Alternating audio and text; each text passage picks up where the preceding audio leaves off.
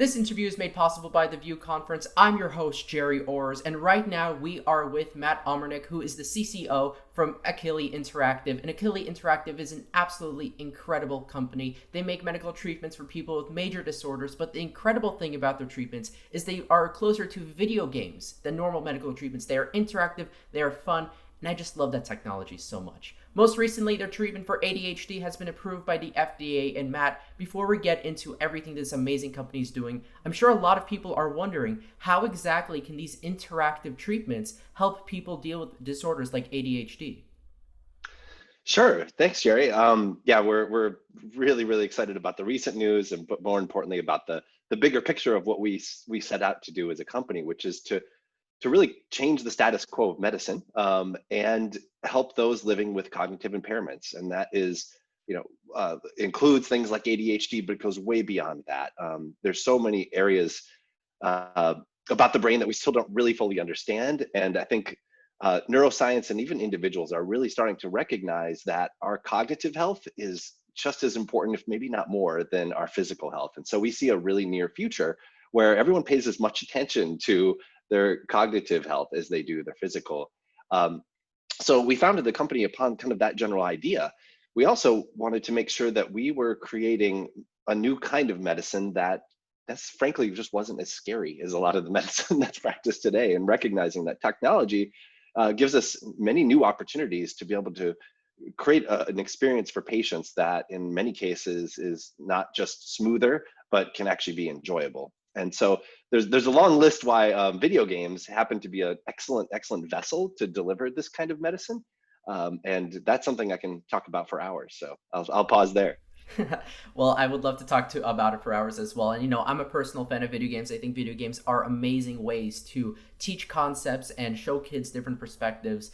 But something I love about your job is CCO, Chief Creative Officer. You are very much in a creative role in what is a medical company. Like you said, it's about the sciences of it, the cognitive sciences of it. How can it treat disorders of the mind? So could you talk a little bit about the day-to-day life of having a creative role in what is otherwise a very medical company? Certainly. So yeah, my background has been exclusively in the entertainment world, not healthcare, I guess, unless you count the last 8 years with Akili, which I've learned a tremendous amount. I feel like I'm getting a slow drip PhD over time. Um, but so yeah, I come from originally an animator working in film and TV and games, especially for the last 20 years, and loved every single minute of it. Incredible industry and incredible opportunity to work with some of the most amazing and creative people, uh, and create some amazing products that make people really happy. But I initially, even while I was still working at LucasArts, I had met Dr. Adam Ghazali, who was the neuroscientist that came up with some of the original technology for what led to Akili's founding. And I became obsessed with what he was doing and what neuroscientists were doing when they were looking at even off-the-shelf video games at that time. Because anyone that's ever played them, like you said, knows there's something extremely powerful going on there. And I think the power of games has been underestimated for a long time. And I think the stigma that is sometimes associated with them is really unfounded in a lot of cases. Um, so I became immediately obsessed with this idea that you could use games to actually physically change the brain if you did it in a very precise, targeted way, to improve people's lives in a way that they could never have before. So I was instantly hooked at this concept, and so I came over to UCSF on nights and weekends and brought some engineers from Lucasfilm over, and we worked on the original prototype. It was called NeuroRacer, and that study that we ran at that point ended up on the cover of Nature, which I didn't appreciate, but for a neuroscientist, that's like apparently like getting the Academy Award, being on the cover of Nature. So by the time that even happened, like we knew we had something incredibly powerful and wonderful for people here, medicine that is effective and safer than a lot of pharmaceuticals and medical devices that are out there. We had something really incredible that could improve lives. So I decided to shift careers, I guess is the way to put it, out of the traditional games and entertainment industry into this, what is a brand new industry at this point in time. And knowing right when we founded the company that one of our greatest strengths as a company and our greatest challenges is going to be we were combining 2 or 3 industries that could not be more different, right? We have offices in Boston and in San Francisco for that reason alone. We wanted the best of healthcare, the best of medicine, and the best of technology and entertainment. And we knew that we were combining, two very different industries, very different kinds of people and view, and we knew that that diversity and that access to all these different ideas was going to be one of our superpowers, but we also knew it would be challenging. So creatively, to get to your question, I went into this with open eyes, knowing that there would be challenges and opportunities. And what I found really quickly was that this has turned out to be the most creative opportunity I've ever had in so many ways that I never would have had access to in just the traditional games industry. And I can start by talking about the games themselves, right? These are being created in a super precision way, right, to activate a specific part of the neural network in the brain. And therefore, there are some pretty rigid guidelines on what you can do with the game, right? There are certain core mechanics that are doing that job, right, in the brain. So we have to maintain those and stick to them, but then we have to make those fun. And so as opposed to just making any other game where you're like, okay, what should we do? We can do anything and it'll just be awesome and fun. This was a pretty strict box to be within. And at first that was a little bit scary, but what I found and what I have learned over the years, true for creative people anywhere, is you give them a box, they're actually going to be more creative. It gives them some bounds to work in, and it says, okay, well, I know these things are off limits. Now I know what I can do and what I can't do. And that just suddenly opens everything up. So creatively, that was kind of my first dose of something very different, is having a box that tight to work with. And then secondarily, it's my definition of creativity has broadened so much as I've started to work with neuroscience and data analytics and all these folks from the health and the pharma and the medical device industry and regulatory folks, and realizing that, you know, creativity is simply being open to new ideas and being able to think outside the box and being able to be kind of bold and be excited about that when there's a problem that hasn't been solved before. It's creative people that run after that, not run away from it, right? So what we've learned as we've grown Akili is that that is probably the most important feature for anyone that we bring in, is that they have this kind of hungry, lifelong learner, open mind, run at unsolved problems type of personality. So yeah, there's a ton there, but yeah, it has absolutely been the most creatively rewarding position and job I've ever had. I think your experience really points to some facts about creativity, some universal facts. Like you said, if you put in a box, you're more creative, and that's so counterintuitive. Most people don't think that, and they just want barriers gone. But I love how you embraced it and grew from it. Now, in another way, Akili Interactive also puts you in limitations in the types of resources you had access to, because Akili Interactive, compared to Microsoft and LucasArts, is a much smaller company. It's still trying to define itself in a defining industry. I mean, this is something that you guys are innovating yourselves. It's not something that existed before you. So can you talk a little bit about the transition from this big job at a very big company to leading the reins of a very small company, just taking its first steps in life? Yeah, absolutely. For most of my career, I had worked at, you know, larger, more structured, more, I guess, long-founded companies, and I had dabbled occasionally in between at some small startup type things. And once I got a taste of that, there was just something that wouldn't leave my brain. Even though I was very happy at places like LucasArts and Microsoft and Electronic Arts, wonderful places to work. I always had this thing go in the back of my brain where, I guess I'll put it this way, Gerry. Like I've drawn this graph in my head, which is my career path if I imagine it. I don't imagine it being this like linear curve up. I'm not trying to just like, oh, just do this and get promoted and do more and more. What I realized really quickly is I want this.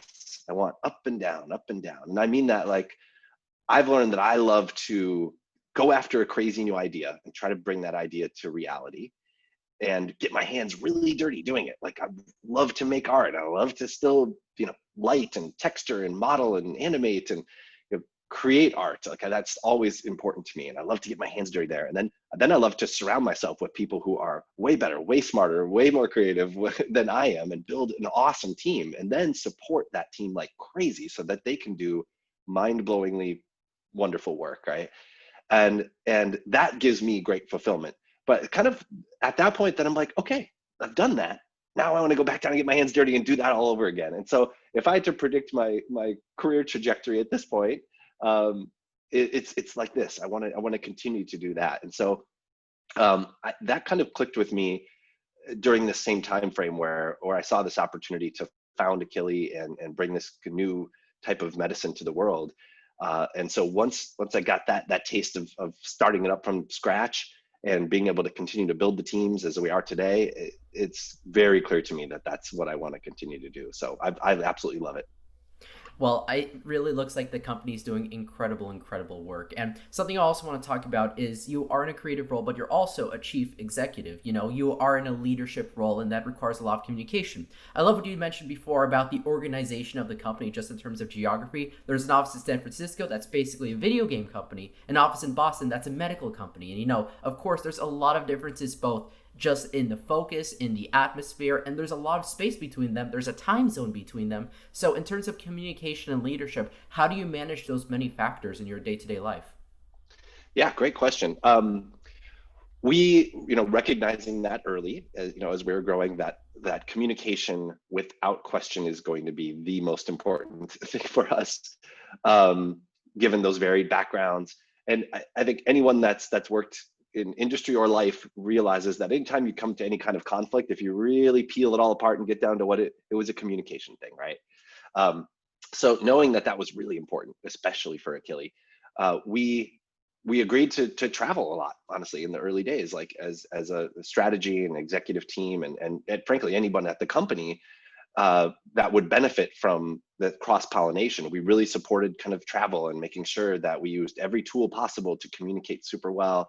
We really just invested more in communication tools and communication opportunities than most companies at our stage. We did that super early and consistently.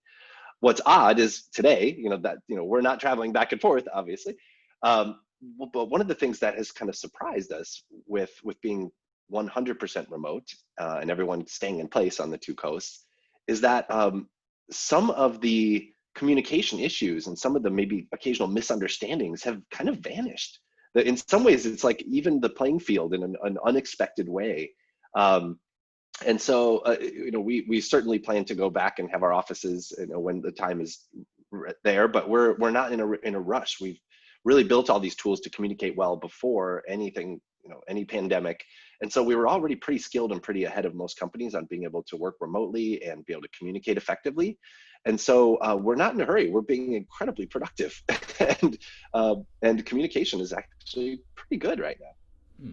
That's good to hear. That's good to hear that the company was able to adapt. And, even people outside of strictly a company like Akili Interactive, the video game industry is just a place of adaptation. Technology is changing rapidly. We just had a series of huge announcements in video games. You can see how different they are than the last generation. So what tips would you give to video game artists coming up? Because more and more are going to the industry every year. What tips would you give them to stay on the cutting edge and making sure that their work is really the best it could be? Sure. There's a lot there. I mean, the number one thing I would say is to stay on the leading edge. To that part of your question, you really have to look for the scary unknown thing, right? You have to look at the thing that isn't fully realized, right? You have to look at the area or the areas even within games where a lot of risk is being taken and things seem a little bold and crazy, right? If it doesn't feel a little uncomfortable, you're probably not on the bleeding edge there. So that's one thing I would absolutely say is if that's what someone's looking for, yeah, look for the crazy, look for the little bit like, wow, that's eyebrow raisingly weird. Let's do that. I'm a huge fan of chasing those things as well. And then, even more broadly than that, what I would say to everyone coming into the games industry is, guess what? There is a new industry for you right now where you can use those superpowers for great good, right? You can improve the health of individuals, and you can help kind of whittle away that stigma of video games and help the world realize how powerful and wonderful these interactive experiences really are. Hmm. I'm sure a lot of artists, not just in the video game industry, wants to also have impactful jobs. Being able to be an artist means expression, but so many artists in the world, especially today in a time of change and a little bit of unrest, they want to be able to help people. And Akili Interactive is definitely a place of art that's really directly helping people, as you said. So what advice would you give to artists to make their work meaningful and impactful in a very direct way? Sure. The short answer is study the science. Hmm. Look into where there are unmet needs for humanity, right? And then ask yourself, is there some technology or some possibly budding technology that could solve that problem? Because what I've seen now that I've opened my mind and my eyes more broadly in thinking that way about the world, I see a lot of places where people just take for granted the way things have been done in the past, right? And medicine is a great example of that. There have been wonderful advancements in medicine, of course, but there's a lot of areas where people have just been like, well, that's the way it's done. And so why would we even consider doing it differently? But when you stop and you pause and say, hold on, this could be so much better and technology can help, you discover all kinds of things.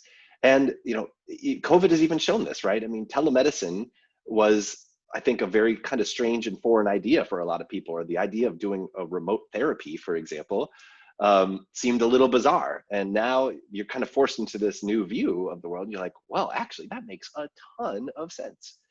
And so I think for artists coming into the industry, like, yeah, study the science, look for the unmet need, reach out to the experts in those fields, even though it may be very distant from yours, because every day that goes by, I'm finding that an interactive experience can be applied to almost anything and make it better, even if that's just to improve a user experience of something like medicine, not to mention creating an actual video game. But we do know this from the neuroscience, that it is experiences that change the brain. Sometimes good ones, your first kiss, sometimes bad ones, PTSD, right? But those do change the neurological network, and games and art are an incredible way to create experiences, and that's effectively what they are. So it's kind of a match made in heaven when you think about it that way. It really is, and I love that. Experiences change the brain. I really hope the audience listened to that. That's just such a great quote, and so true as well. Now, before we end it off, looking towards the future, Akili Interactive is still developing like crazy. They're pushing forward in a lot of new realms. Can you talk a little bit about the process of developing new treatments for other diseases outside of purely ADHD? Absolutely. Yeah, to date, we've run, I think, over 30 clinical trials in different cognitive areas. So our kind of first product that's out, the one that just got FDA cleared, is for pediatric ADHD specifically. And then we've run trials in, I can list a few off, and there's a longer list of ones to be run, but depression, anxiety, MS, believe it or not. So there's a significant cognitive impairment that comes along with the physical part of MS and the treatment. So we've run studies and shown great data to be able to help in those areas. There are Alzheimer's, Parkinson's, mild cognitive impairment. It even gets into things like lupus and chemo fog. There's a ton of areas. And what's really interesting is that there's a commonality between a lot of these cognitive impairments, and attention tends to be one of them. In the case of ADHD, that's very obvious, right? That is part of attention deficit hyperactivity disorder.